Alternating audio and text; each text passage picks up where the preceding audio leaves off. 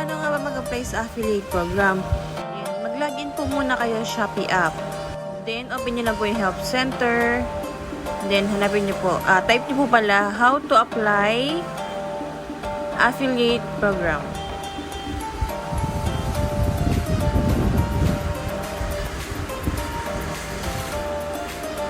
Then, scroll up. Click nyo po yung Shopee affiliate program. Enter now.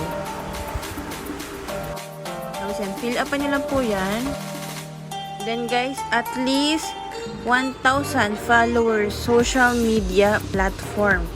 Facebook, Instagram, TikTok, or page. Ayan. Kailangan po, kunin nyo po yung link. Then, kakopy nyo po and then paste po dito. Then, ayan po yung referral. Pwede nyo din po gamitin yan guys. Then, after po nyan, balikan nyo po ulit yung nasa taas. Baka mamaya po, wala po kayo na fill up. Ayan. Hindi po siya masubmit. Check po natin ulit sa taas.